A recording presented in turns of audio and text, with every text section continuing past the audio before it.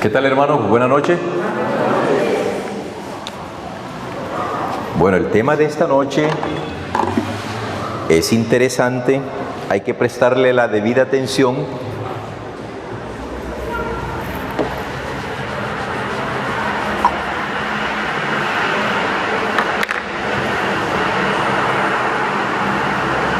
Vamos a hablar esta noche en cuanto a las tendencias de la escatología. Las tendencias de la escatología.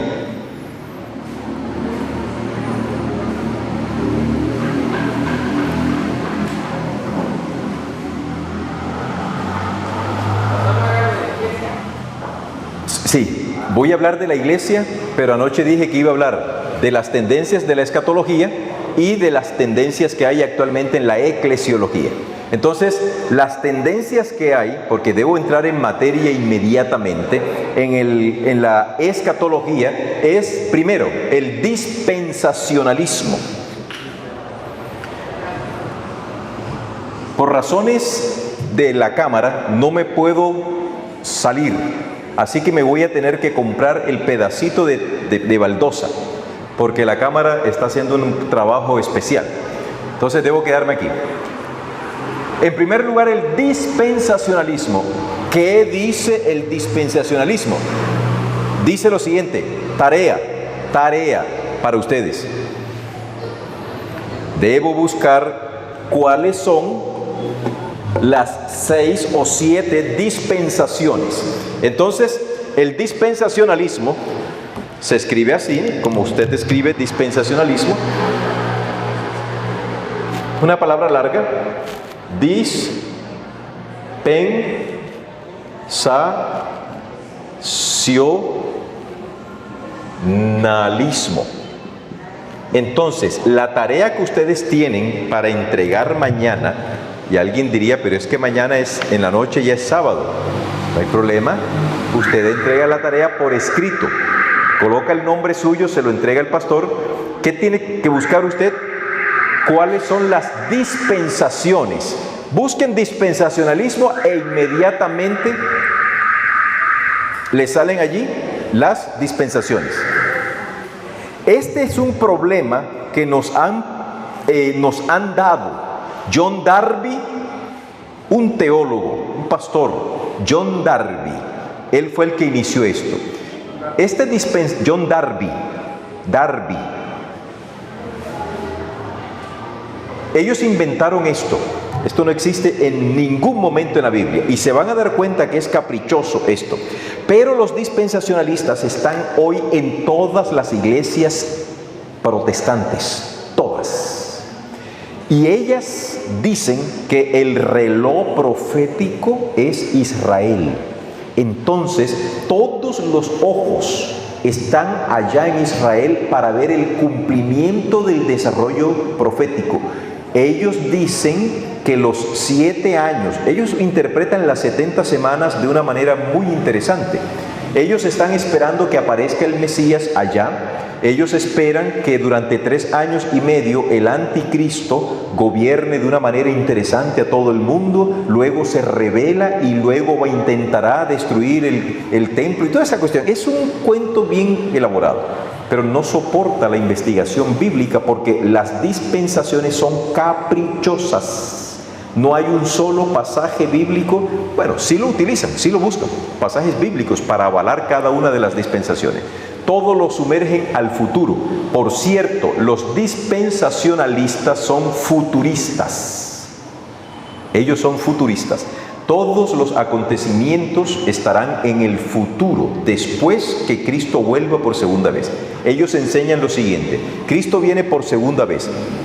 Bien, antes de que Cristo vuelva por segunda vez ocurre el rapto de la iglesia. El rapto de la iglesia, lo que se denomina también como el rapto secreto en algunos casos. Luego que Cristo venga, se le da un tiempo al pueblo de Israel para que se arrepienta, y luego viene por los que se conviertan en ese periodo de 1000 años.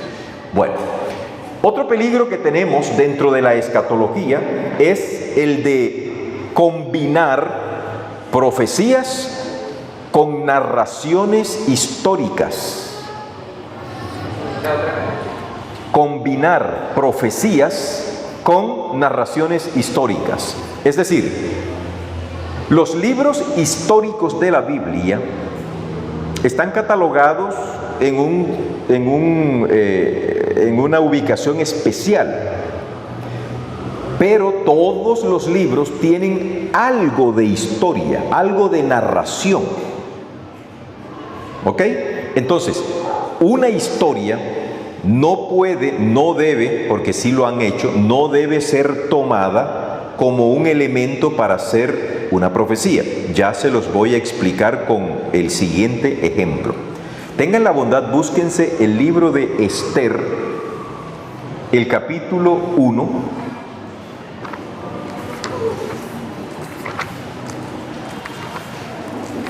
Y leemos a partir del versículo 3. Esther capítulo 1, versículo 3. En el tercer año de su reinado, ofreció Asuero un banquete para todos sus funcionarios y servidores, al que asistieron los jefes militares de Persia y Media, y los magistrados y los gobernadores de las provincias, y durante 180 días, préstenle atención, en esta versión no va a decir lo mismo que en la Reina Valera 1960.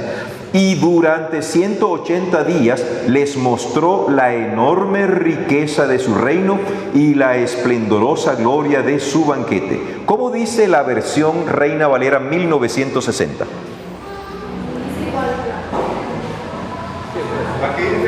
dice para mostrarles durante mucho tiempo, 180 días, el esplendor de la gloria de su reino y el brillo y la magnificencia de su poder. Voy a explicar algo. Yo creo que yo se lo había explicado la vez pasada. Las versiones de la Biblia se catalogan o se dividen en tres grandes categorías. La primera categoría son las versiones literales. Las versiones literales son aquellas que traducen el vocablo hebreo, la palabra hebrea o la palabra griega, tratan de traducirla tal cual como dice, como lo que significa. Por ejemplo, en hebreo, para usted decir en español deseo, no existe esa palabra. Para aquellos que siguen el canal BioChannel en la escuela sabática, hay una sección que yo la he denominado ¿sabías qué? Y allí explico que la palabra deseo, por ejemplo, yo deseo lo que quiera desear, lo que usted desee, en el idioma hebreo no existe la palabra deseo. Simplemente se dice así, que Dios te conceda lo que... No, el deseo no. Que Dios te conceda lo que tu corazón... Perdón. Que Dios te dé de acuerdo a tu corazón. Así es que significa. Que Dios te dé de acuerdo a tu corazón. Toda esa palabra larga es para nosotros deseo. Y ese palabrerío largo se traduce exactamente así en las versiones literales. Otro ejemplo. Usted en el libro de Levítico, el capítulo 11, se va a encontrar con que hay unas 2, 3 palabras que son traducidas literalmente porque no hay una traducción. Y está en referencia con los animales que se pueden o no comer del mundo de los insectos. La langosta, el langostino, el argol, dicen unas versiones, el agap. ¿Qué es el argol? Eso.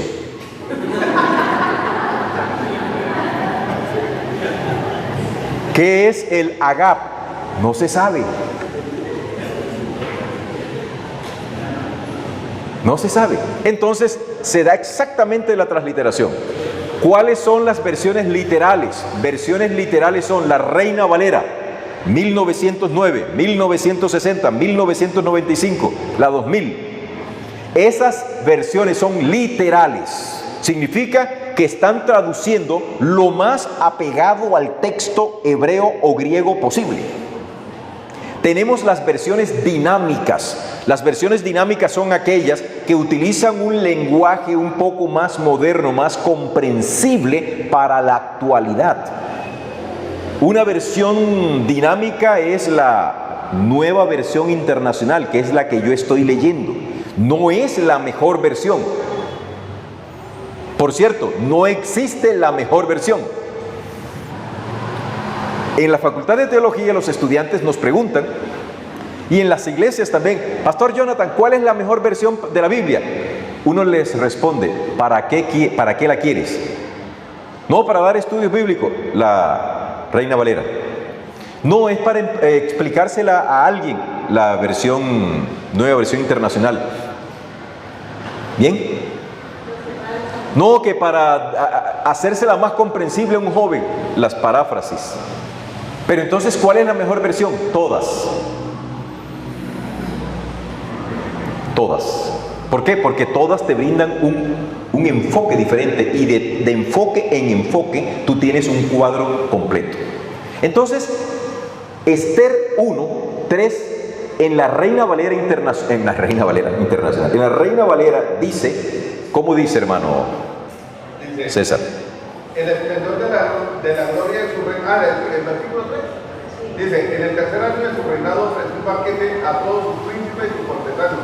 Invitó también a los más poderosos de Persia y de Media, gobernantes y príncipes de provincia. ¿Para qué? Para mostrarles durante mucho tiempo 180 días. Muy bien, ahí está. Por mucho tiempo, 180 días, el esplendor. Entonces, vamos a ver quién encuentra en el libro de Daniel, porque esto es a ver quién son ágiles buscando en el libro de Daniel, lo mismo. Y tú, Daniel, sella esta profecía porque será para muchos días, mucho tiempo. A ver, está entre Daniel 8 y Daniel 12. No, búsquenlo. Será para muchos días. Pero tú también cierras las palabras y sella el libro hasta tiempo de fin. Muchos correrán de aquí para allá y la No. Busquen mejor, para no darlo, Daniel capítulo 8, versículo 26, en esa versión suya, hermano César. Daniel 8, 26.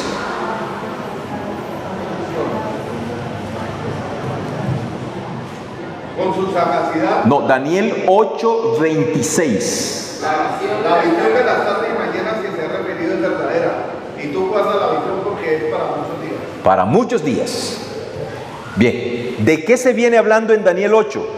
De las 2300 tardes y mañana. Agárrense, miren esta interpretación. En Esther 1:3 dice, 180 días es lo mismo que 6 meses.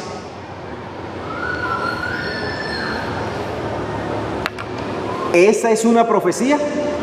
Esa es una narración, pero ahí dice muchos días. En otras versiones dicen mucho tiempo, o sea, 180 días es equivalente a mucho tiempo. ¿Qué hacen estos intérpretes? Dicen 2300, la profecía de 2300 tardes y mañana es para mucho tiempo. Entonces, los 2300 días, esa profecía se acaba en el año 1844, según la entendemos nosotros los adventistas. Y los miembros de la iglesia adventista que les gustan combinar profecía con narraciones históricas, toman prestado del libro de Esther la interpretación de lo que significa mucho tiempo. Y mucho tiempo para ellos es 180 días. Pero como un día equivale a años, entonces estamos hablando de 180 años. Bueno, entonces como es para muchos días, se acaba 2300, la profecía de 2300 tardes y mañana se acaba en 1844. Pero la Biblia dice en el libro de Esther que 180 días significa mucho tiempo. Y como la profecía de Daniel dice que las 2300 tardes y mañanas es para mucho tiempo, entonces a 1844 le debo sumar 180 años, que es lo que significa mucho tiempo. Y yo hago la sumatoria, 1844, hagan la suma, más 180, ¿cuánto les da? 2034. 24. Así es. 2024, muy bien. Cristo vendrá en el 2024. Dicen ellos, a partir de esa combinación. Ahora nos vamos, esa es, tengan mucho cuidado. Otro hermano en Barranquilla, ya él falleció, tenía una interpretación muy particular del libro, de una de las profecías. Desafortunadamente ahorita estaba intentando recordar qué era lo que él decía, pero tengan mucho cuidado en hacer equivalencias de narraciones históricas donde se presenten años, donde se presenten fechas, y decir que como en esa narración histórica se da una interpretación, ahora yo debo pasar esa interpretación a la profecía. Vamos al caso de los sueños de Faraón. José le dijo, por el hecho de haber tenido el sueño 2 veces, significa que esto es. Entonces ahora, todo lo que aparezca en la profecía que se repita 2 veces, lo interpretan como que esto es así. No, allá no es una profecía, es un sueño, y no se puede interpretar, porque usted se confunde. El lenguaje histórico no tiene nada que ver con el lenguaje profético. Tengan mucho cuidado con eso, en hacer asociaciones de narraciones históricas con profecía. No se debe hacer, porque te equivocas. Tercera tendencia. La tercera tendencia es... Pastor, pero una pregunta. Sí. Pero el libro de Esther, la historia que como tal cuenta o narra el libro de Esther, es lo que va a pasar también al final. Eso se llama una interpretación homilética. No es una interpretación hermenéutica. La interpretación hermenéutica es aquella en donde usted dice, la mujer que viste sentada sobre la gran ramera. Entonces te dice, la mujer es, las aguas sobre la cual se sienta la gran ramera representan multitud. Entonces allí ya sabemos que en la profecía las aguas representan multitud. Pero no siempre que usted oiga la palabra o lea la palabra aguas ya es multitud, no. Entonces el libro de Esther, yo le puedo dar una interpretación homilética al decir, es que Amán es el poder religioso, que Asuero es el poder político, y el poder religioso influye sobre el poder político para dar un decreto de muerte y matar al pueblo de Dios. Y esto será lo mismo que ocurrirá. Yo les pregunto, en tiempo de Esther, antes de que Elena de White escribiese eso, es más, dejemos a la hermana Elena de White en santa paz y pensemos, en el libro de Apocalipsis, en los tiempos de la iglesia cristiana primitiva, ellos podían hacer esa interpretación homilética de decir que lo de la historia de Esther se repetiría al final de los tiempos. No. ¿Por qué? Porque es a través de Elena de White que ella describe lo que ocurrirá al pueblo de Dios al final de los tiempos. Y somos nosotros los adventistas los que hemos hecho esa aplicación homilética. Puede que sea cierto, pero debemos tener cuidado de decir que eso es exactamente lo que Esther quería decir. No.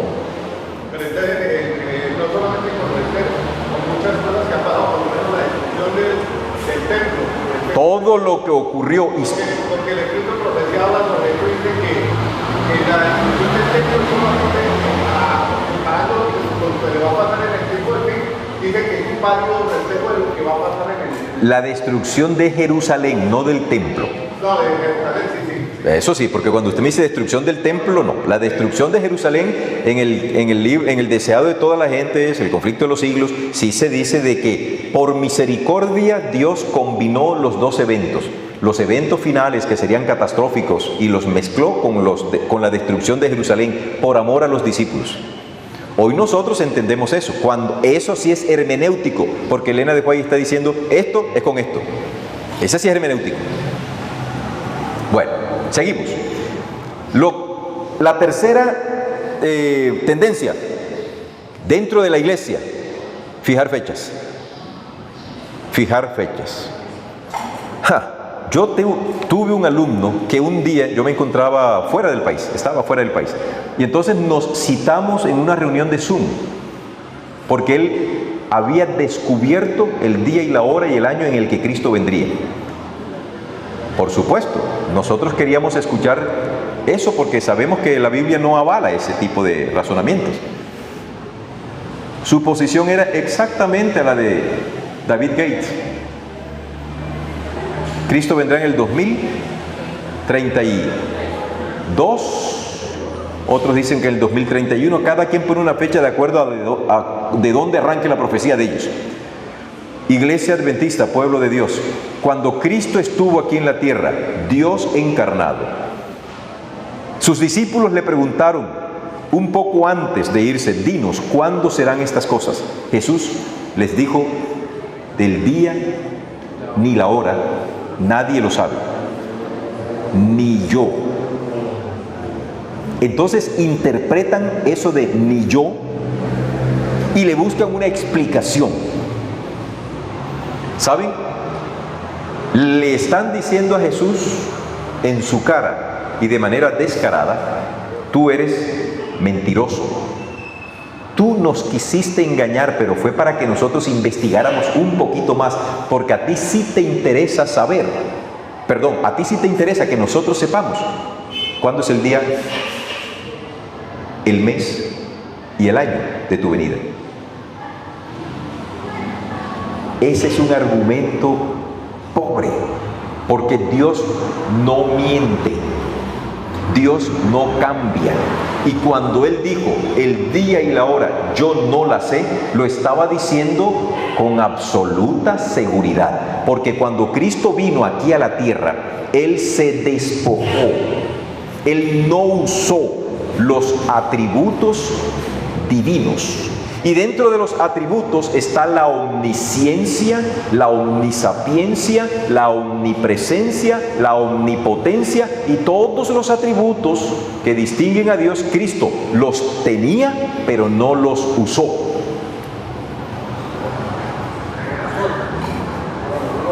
Sí.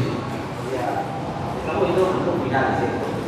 Pero hay unos que no sabemos en qué parte de la historia de la teología estamos. Exactamente cuál es el momento exacto de la teología se está cumpliendo. No sé hasta qué punto será cuánto fecha, pues no, pero sí en qué punto la profecía bíblica dónde estamos. Eso se llama en teología el signo escatológico. Les explico. Vuelvo a decir, a rematar esto. Cristo nos dijo, ninguno de ustedes debe preocuparse ni de estar indagando cuándo es el día que yo he de venir. No se preocupen por eso, que a ustedes no se les ha de revelar ahora. Elena de White sí dice que en un tiempo definido, pronto el grupo de redimidos que habrá sido sellado sabrá el día y la hora del segundo advenimiento de Jesús, pero hoy no es el día todavía. Eso llegará en su momento. Ahora, lo que dice el hermano, ¿qué es el signo escatológico? Miren, queridos, el tsunami de Bangladesh, en el que murieron miles de personas, no es el cumplimiento de una señal, no es el cumplimiento. El terremoto que hubo en Chile, casi cercano a los 9 en la escala de Richter, no es el cumplimiento de una profecía. Las señales dicen, y habrá hambre, ¿qué más? Pestes, terremotos, inundaciones. Todas las guerras, todas las señales que Cristo dijo que existirían, existirán hasta un momento antes de que Cristo vuelva. ¿Qué pasa? Que dentro de nosotros se ha levantado una tendencia a decir que un terremoto grandísimo, este es el cumplimiento de la señal de los terremotos. No, no. El signo escatológico dice, la sumatoria de todas las señales simultáneas que ocurren en el mundo son indicios de que se va a cumplir el hecho histórico que Cristo dijo ocurriría, a saber, la segunda venida de Él. Repito, el signo escatológico es todas las señales, la sumatoria de todas las señales que se dan simultáneamente en todo el mundo y que nos llegan a nosotros por medio de los medios de comunicación.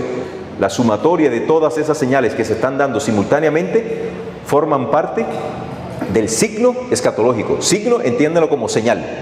Esto es una evidencia de que Cristo está a la puerta, pero ninguna señal de manera particular es el cumplimiento de la señal definitiva. Por ejemplo, la guerra, habrá la última guerra y con esta guerra se acaba esa señal, ya no habrá más guerra. No. Con este terremoto inmenso que hubo en tal parte, con este terremoto se cierra la señal de los terremotos. No habrá más terremoto. No, habrá terremoto todo el tiempo y irán aumentando. ¿Qué tenemos nosotros que decir? Cuando veáis que estas cosas suceden, ¿cuáles son estas cosas? Todas estas señales que se están dando simultáneamente y que a uno lo alarman. Dice el libro de Lucas en el capítulo 21, cuando veáis que estas cosas suceden, levantaos, erguid vuestra cabeza, porque vuestra redención se acerca. Allí no dice porque la profecía se está cumpliendo, no. Lo que pasa es que no he llegado al tópico para decirles que lo más importante de la Biblia no es la escatología, sino la soteriología. Lo importante para Dios no es que usted sepa las profecías, sino que usted sepa que está siendo salvo. Las señales proféticas, el signo escatológico te dicen a ti y me dicen a mí que aquel que viene a salvarnos se acerca para terminar la obra de salvación, no para culminar la profecía. Es más, Jesús le dijo a los discípulos que le estaban preguntando, bueno Señor, pero dinos cuándo. Jesús le dijo, no les voy a responder. Así como ustedes me están preguntando cuándo, que ponga fecha y hora, no. Les respondió, cuando veáis. Les respondió de manera circunstancial. Pero los discípulos, como buenos adventistas, seguían. Y Jesús les dio una pruebita. Y les dio, en 3 ocasiones, les dijo, yo subo a Jerusalén y el Hijo del Hombre será muerto, pero a los 3 días resucitará. Primera vez en Mateo 17. Si mi memoria no me falla, no copien el texto. Segunda vez, subo a Jerusalén y el Hijo del Hombre será estropeado, maltratado, escupido y muerto, pero a los 3 días resucitaré. Pedro le dice, Señor, no te ocurra esta cosa. Y le dice Jesús, apártate de mí, Satanás. Tiempo después, en el mismo libro de Mateo le dice, subo a Jerusalén y me pasará esto y esto, pero me matarán, pero a los 3 días resucitará. ¿Estaban advertidos los discípulos? ¿Y qué ocurrió? Léanse Lucas 24. En Lucas 24, los 2 que van rumbo a Emaús, a quienes se les aparece Jesús, están hablando y Jesús se hace el que no es con ellos, con él. Y le dice, ¿de qué habláis? De Jesús de Nazaret, varón poderoso, que nosotros creíamos que era el que iba a salvar a Israel. Pero no, esto ya ha pasado 3 días y nada. Por ahí llegaron unas mujeres locas para decirnos que había resucitado, pero nada. Y Jesús les dice, oh insensatos y tardos, y comenzó a darles un sermón, y cuando terminó, dice que ellos, después lo invitaron a comer, ¿no? Y cuando iban a Jesús, se desapareció. ¿Estaban ellos preparados para esto? ¿Se los dijo Cristo? ¿Y usted cree que si Cristo nos dice a nosotros el día, la hora y la fecha, nosotros vamos a estar preparados? No, porque el ser humano es de esa naturaleza. Si a usted lo ha dejado el avión sabiendo que ya lo compró el pasaje con una semana de anticipación y lo deja porque llegó tarde, aquí no se trata de conocimiento, se trata de preparación. Por eso vez tras vez dice, estad preparados, según dice el libro de Marcos, el capítulo 13 y el versículo 35. Hermano César. Por eso en Mateo 24 el Señor le dice, cuando le está hablando a los discípulos, le dice que no se turbéis. No os turbéis porque es necesario que vuelva a protesta. Todo eso. En otras palabras, o sea, ¿por qué nos turbamos por todo lo que está pasando si sabemos que no va a acontecer? Tenemos que saber que esas señales nos deben motivar a prepararnos. Correcto. Erguíos, levantad vuestra cabeza porque vuestra redención se acerca. No le presten atención, hermanos míos, por favor, a estas personas que colocan fechas y te presentan unos datos tan precisos. Yo le creo a mi Dios. Me siento feliz creyéndole a mi Jesús, que me dijo: mientras yo estuve aquí en la tierra encarnado, yo no sabía ni el día ni la hora. Por supuesto que cuando Él asciende a los cielos, Él es el que ha de venir. Él sí sabe en estos momentos cuándo ha de venir, pero esa información no se la ha comunicado a nadie. Caramba, qué extraño que David Gates tenga esa información secreta por parte de Dios. Qué extraño que Cristian Silva, tiempo atrás, también tenía la declaración de cuándo Cristo iba a venir. Y así por el estilo, van surgiendo, cada día van surgiendo. No le crean a esas personas, créanle a Jesús. La importancia de esto es, debemos estar preparados a toda hora, a todo lugar. Bien, otro peligro que nosotros encontramos en la escatología es que esto se tarda mucho y que Cristo viene espiritualmente. No, Cristo viene al corazón de nosotros, que es la venida de los testigos, de nuestros hermanos testigos de Jehová. Cristo viene espiritualmente, y para ellos Cristo ya vino en 1914. Ya Cristo vino para ellos espiritualmente. Y ellos predican que esta tierra no será destruida. Esta tierra no será quemada, sino que será renovada, y aquí habrá paraíso, etc. Pero algunos creen eso.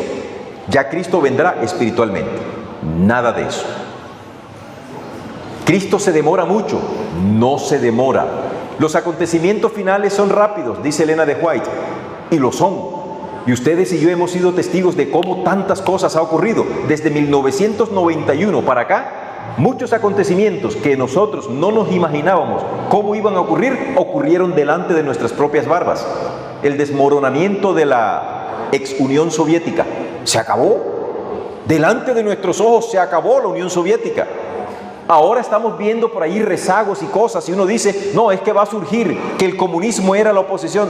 Queridos, ni el comunismo.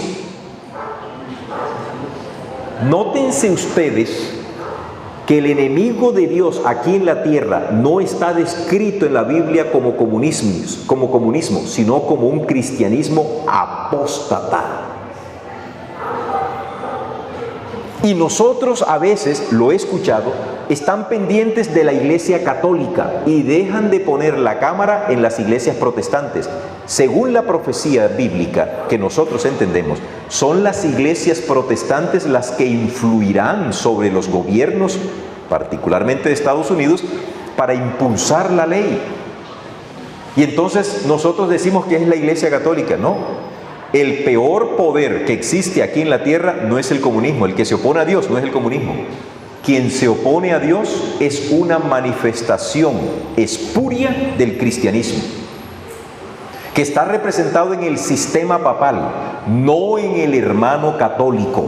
Y por eso es que debemos tener mucho cuidado y mucho tacto. Porque resulta que un día, predicando en la iglesia central de Medellín, me abordó un sujeto para decirme, yo no sé si se los comenté aquí, y ustedes los pastores ya no predican del mensaje de los tres ángeles. Ya ustedes no predican directamente las profecías que apuntan e identifican a la iglesia católica como la bestia. ¿Qué les pasa? ¿Tienen miedo? Yo le dije: hermano, mire, allá afuera usted ve esa cantidad de personas que están pasando sin Dios y sin ley. ¿Por qué no agarra usted un megáfono y se pone a predicarle eso que usted me está diciendo que nosotros no hacemos? Vaya, hágale. ¿O es que usted cree que la predicación es para los pastores? ¿Y usted qué? En segundo lugar, usted sabe que Cristo dijo que debemos ser prudentes como serpientes, sencillos como paloma. La verdad debe predicarse con certeza, pero con verdad, con amor.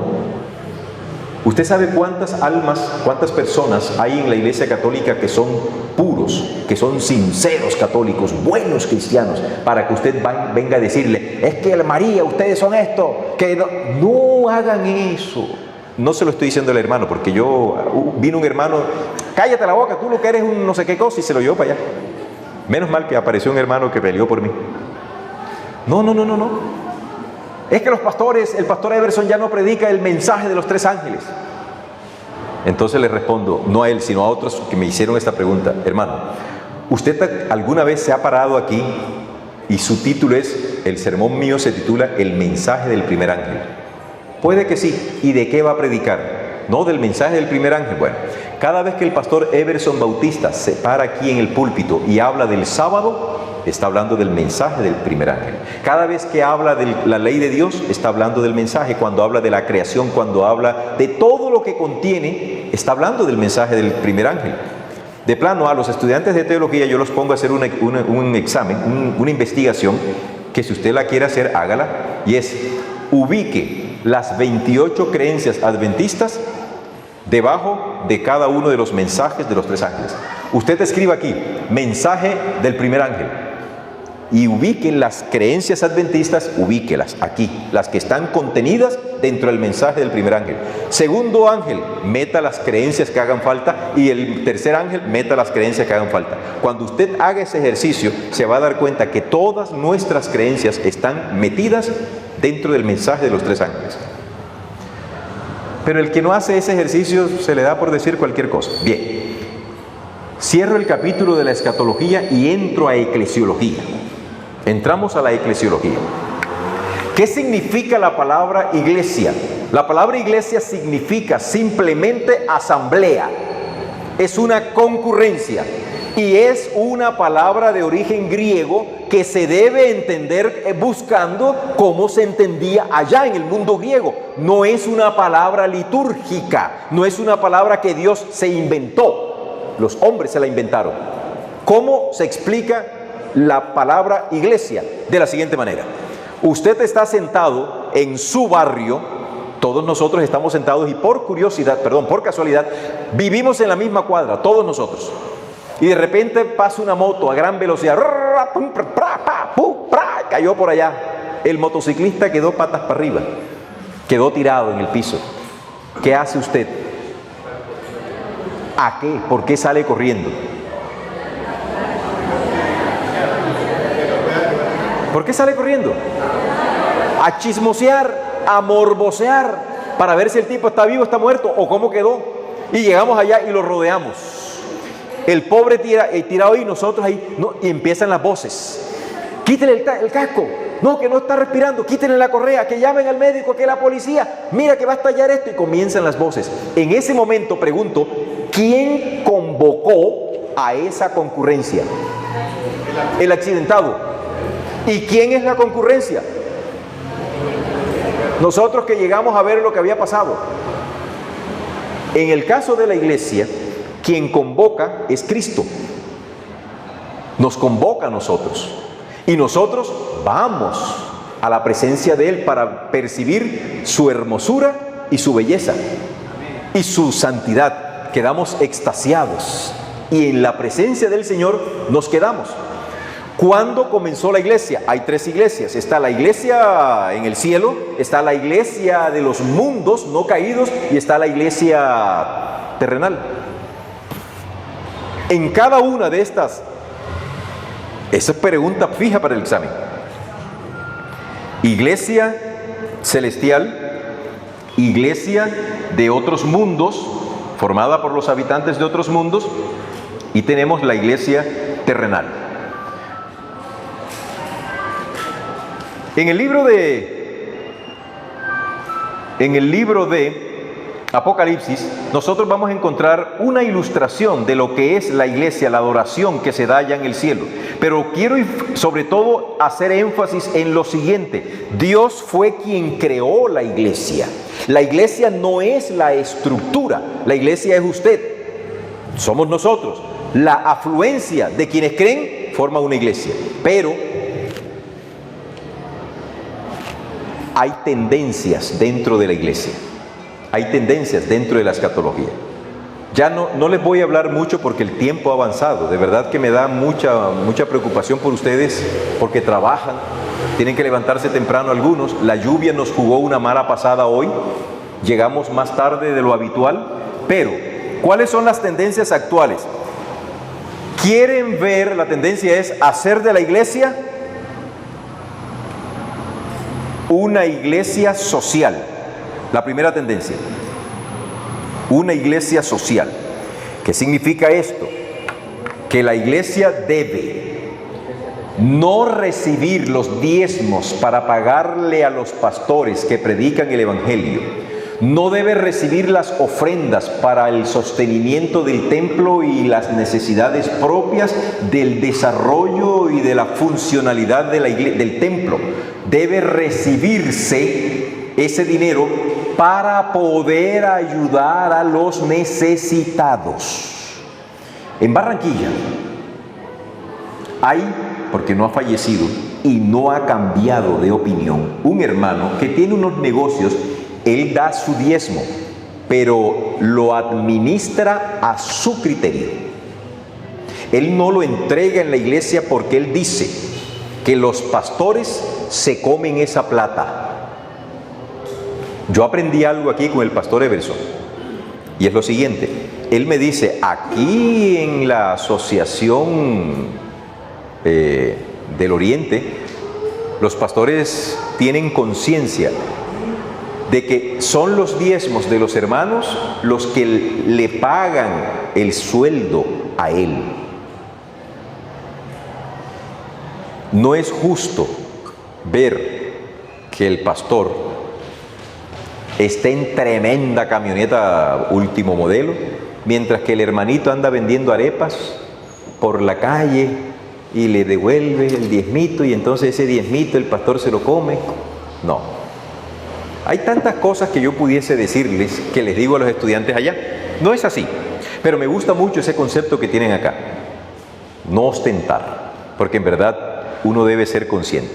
Pero queridos, el diezmo, dentro de esa tendencia social que hay en la iglesia, usted no tiene el derecho de utilizarlo de manera discrecional. Es que, queridos, si usted no quiere dar el diezmo, no lo dé. Dios, me acuerdo que esto me lo dijo un cubano en una clase, hermano Eliardo. El diezmo no se da, se devuelve. Se devuelve. Así es. Me dice ese cubano, hombre que vivió todas las privaciones. Mira, chico, allá en Cuba, la gente a veces decía que no quería dar diezmo. Y un día yo le dije, Dios no necesita tu mugroso peso. Dios no necesita nuestros mugrosos pesos, porque Dios no come de nuestra plata. Mía es la plata, mío es el oro. Si tú consideras que el diezmo, la iglesia lo está mal utilizando y lo vas a utilizar discrecionalmente, hazlo. Porque la iglesia no se va a acabar. Porque la iglesia la fundó Dios. Y la iglesia contigo o sin mí seguirá avanzando. Porque la iglesia no somos los que estamos aquí. La iglesia Dios la tiene en todo el mundo, gente que es sincera. Si usted cuando va a dar el diezmo o la ofrenda piensa, no, yo no lo voy a utilizar así, yo voy a hacer un mercado. Con mi diezmo yo me dirijo al supermercado, hago un gran mercado, identifico una necesidad de alguna familia y entonces le llevo ese mercado a esa familia. De esta manera yo estoy haciendo más con el diezmo que lo que está haciendo la iglesia. Sigue haciéndolo, porque ese es tu problema con Dios. Ya Dios se pronunció. Él ya dijo cuál es el destino del diezmo. No, pero es que la iglesia se lo roban. Esa es una. Las ofrendas, lo mismo, el aspecto social. Vamos a darle a la gente, vamos a eliminar la pobreza. A ver, ¿quiénes se consideran pobres aquí? Levanten la mano sin ninguna pena. Yo me considero pobre. Todos somos pobres, porque si me comparo con Bill Gates, soy pobre, ¿verdad? Arruinado completamente. Pero resulta que la Biblia dice en boca de Jesús, a los pobres los tendréis siempre. Siempre los tendréis. No que vamos a repartir equitativamente la riqueza. Eso es una falacia, eso es mentira. Porque hay gente, como dice el proverbista, en el barbecho es como la parcela. En la parcela del pobre hay mucho pan, pero se pierde por falta de juicio. Hay gente que usted le puede poner un trabajo y en menos de lo que canta un gallo, perdió la plata. Los árabes nos dicen a nosotros, los colombianos son tan botaratas que si les entregan para que administren el desierto del Sahara, a los 2 meses hay escasez de arena.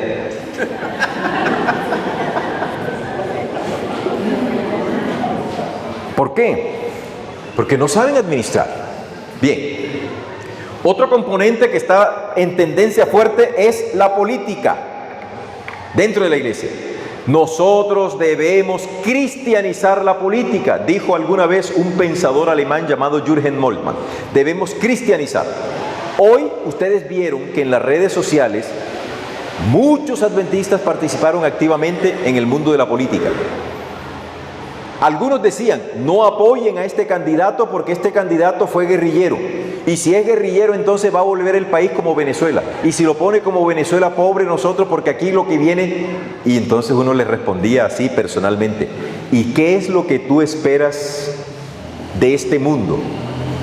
Que haya prosperidad, que haya cambio de salud, que la gente se vuelva a Dios, que esto sea un paraíso. No, esto irá de mal en peor, así el presidente, sea el pastor Everson Bautista. ¿Por qué?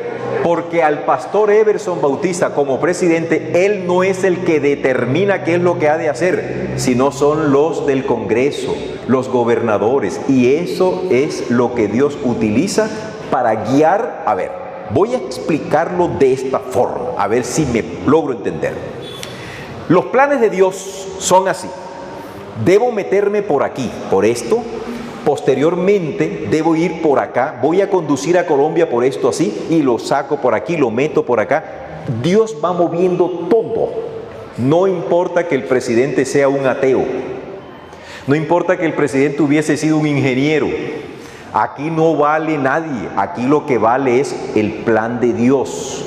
Y los planes de Dios no conocen ni premura ni demora, y se van a cumplir les guste o no les guste, porque Él es el que quiere que usted y yo estemos lo más pronto posible redimidos en las cortes celestiales. Amén. Y Dios lo que más desea es acelerar todo este proceso para que nosotros estemos. ¿Y a usted no le interesa que esto se forme el arroz con berenjena? No, todavía no, pastor, todavía no. ¿Recuerdan anoche el asunto de la escatología etaria? Los jóvenes que están en el bachillerato, ay, que todavía no venga porque yo quiero terminar la carrera. El que está estudiando la carrera, ay, que todavía no venga porque yo necesito trabajar. El que no se ha casado, ay, señor, yo me quiero casar, todavía no vengas. Y todo el mundo le vamos poniendo un pero. Menos mal que la venida de Dios no está basada en el capricho humano, sino en lo que Él decida, porque aquí hay en juego algo más. Va a eliminar también el pecado. Y Dios quiere ponerle fin a este mundo de sufrimiento. No lo quiere ver más. Y está desesperado, entre comillas, poniéndole a Dios un sentimiento humano. Él está deseoso de que sus hijos lleguen sanos y salvos y pronto a su casa. Entonces, ¿por qué tenemos que preocuparnos cuál es el próximo presidente que suba en Colombia? Que suba el que quiera, porque no es Él el que determina. Es Dios quien determina. No es el hombre el que tiene que modificar las cosas, es Dios. En el libro de Daniel, en el capítulo 10, se nos narra un incidente curioso, y es que hay un diálogo entre Daniel y el arcángel Miguel. Con el arcángel Gabriel, perdón, no Miguel. ¿Saben qué hacía y qué es lo que dice White sobre el particular? Este señor que está aquí es el rey Asuero. Ese rey tenía que tomar una decisión, y en las noches cuando él dormía, un ángel comisionado por Dios venía y le hablaba y le decía: debes dejar ir al pueblo a hacer esto y esto. Por otro lado, el enemigo le incidía y le decía: no los dejes ir. Pero como el enemigo no hace lo que le da la gana, sino lo que Dios le permite, finalmente la voluntad de Dios se cumple por encima de cualquiera, porque Él es el creador, todo lo demás es criatura. Y cuando este rey se levantaba, quedaba con esto en la cabeza: vamos a firmar este decreto. Y alguien le diría: pero rey, si ayer tú dijiste que no. No, he pensado mejor las cosas. ¿Quién modificó el curso del pensamiento? Dios. ¿Quién tomó la decisión? El hombre. ¿Alteró Dios el albedrío de ese rey? No. Él tomó la decisión, que es lo mismo que ocurre con nosotros. ¿Quién aquí no ha sido bautizado todavía? Un ejemplito nomás. Usted no ha sido bautizado, ¿quién más? Ustedes tampoco, bien. ¿Por qué no se han bautizado? Porque ustedes han decidido no bautizarse todavía. Pero en cualquier momento Dios, a través de un sermón, a través de un hablar directo a tu mente en un sueño, Él te dice: ¿por qué estás dilatando tu decisión? ¿Por qué la estás dilatando? ¿Acaso yo te voy a hacer daño a ti? ¿Yo te estoy ofreciendo un veneno? ¿Yo te estoy diciendo que vas a ser un muchacho a quien le van a salir una nariz enorme o una joroba porque te bautices? ¿Yo te estoy diciendo eso? Entonces, ¿qué es lo que te da miedo? Si yo te estoy ofreciendo tantas bondades, ¿por qué? En última instancia, ¿quién decide? Ellos, pero Dios influye. Por eso, hermanos, la iglesia debe evitar la tendencia política. Absolutamente. Pastor, ¿y no debemos votar? Claro que debemos ejercer ese derecho porque porque revelacionalmente lo tenemos. Votemos a conciencia, teniendo en mente quién de todos esos, que todos son malos. Es que yo no conozco el primer político que sea bueno, que sea veraz. Todos son embusteros. Todos es para ellos. Ellos mienten, ellos disfrazan todo. Bueno, de todos esos disfraces, ¿cuál es el menos peor? Por ese voy a votar.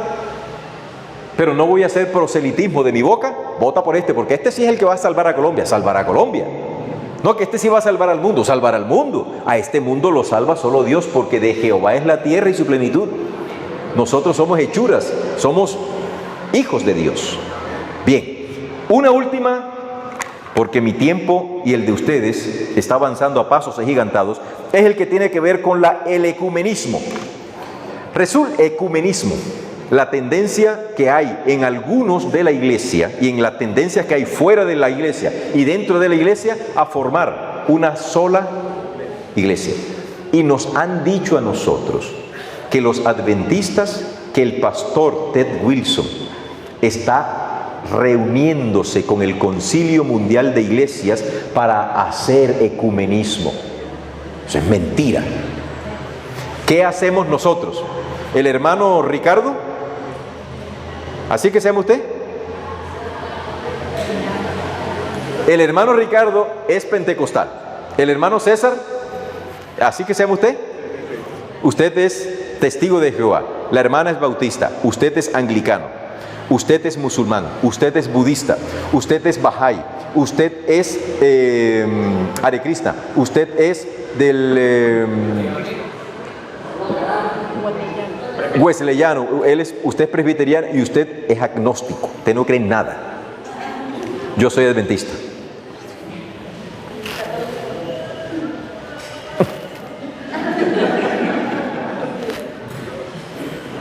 Pecadores, impíos. Yo soy el único santo aquí. No.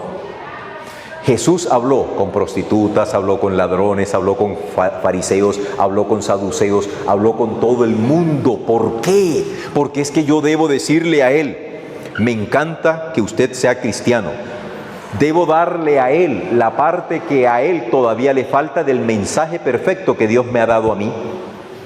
Y el hablar con ellos y el decirles: ¿por qué no nos reunimos y vamos a orar porque Dios nos bendiga a todos? Eso no es hacer ecumenismo, porque yo no les estoy diciendo a ellos: ¿por qué no nos unimos en puntos comunes de doctrina? Dejemos las peleas y unámonos en puntos comunes de doctrina. La iglesia adventista no está diciendo eso. La iglesia adventista ve en esas religiones sinceras, ve personas que todavía no han entendido bien el mensaje de Dios. Y la mejor manera para uno acercarse a una persona es haciéndose amigo de esa persona. Y muchos han llegado al conocimiento de la verdad a través de esas interacciones.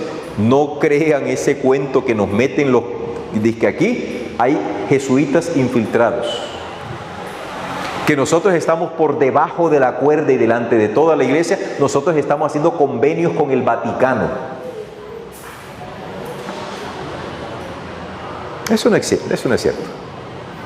Pero sí debemos evitar algo que es lo opuesto al ecumenismo, no insultemos a las otras iglesias.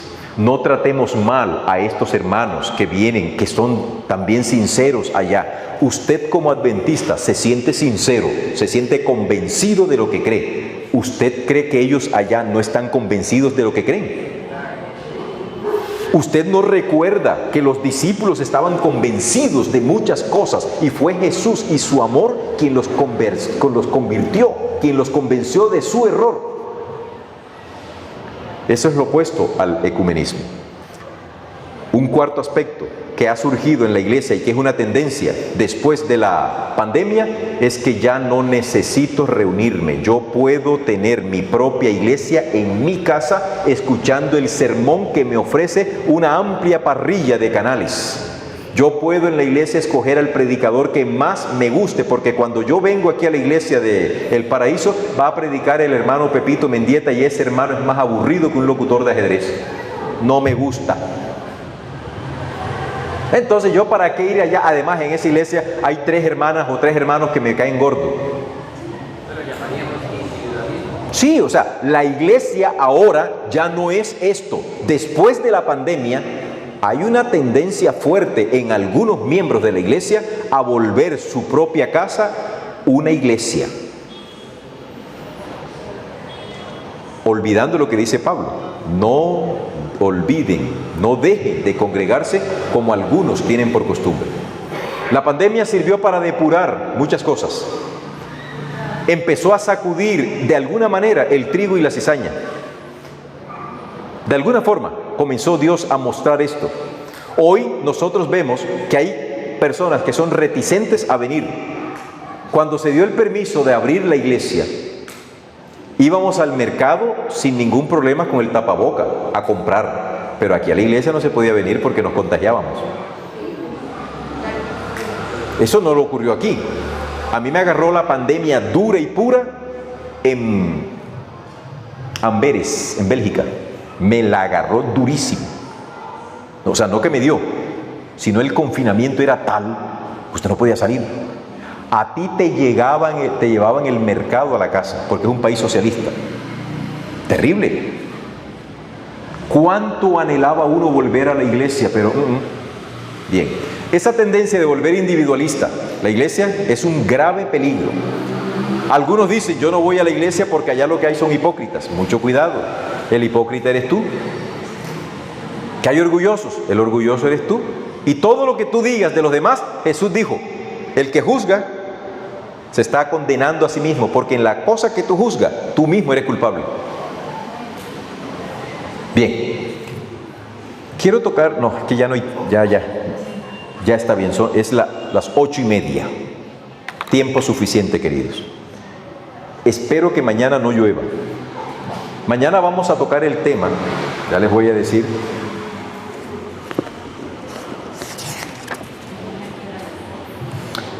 Una mirada. El pastor me ha pedido algo y esta vez sí voy a decir que él me lo pidió de manera especial. Y si me lo pidió él es por algo. Vamos a hablar mañana. 2 tópicos voy a mencionar mañana. Número 1, el tema del santuario y su relación con el ministerio de Elena de White. Vamos a tocar esos 2 temas. Desafortunadamente el tiempo es el peor enemigo de nosotros. Y todo este conocimiento que hay, no crean ustedes que es lo único que se les puede impartir. Aquí esto es larguísimo, mucho para aprender, pero por lo menos ustedes van teniendo algunas ideas de las cosas que van ocurriendo en el mundo. Que Dios los bendiga. Firmes en el puesto del deber que Dios les ha entregado. Y mañana, que ya es sábado, para el día siguiente usted llega cansado, pero no tiene que levantarse para ir a trabajar. Inviten a aquellos que hoy la lluvia no les permitió venir. ¿Ok? Vamos a orar.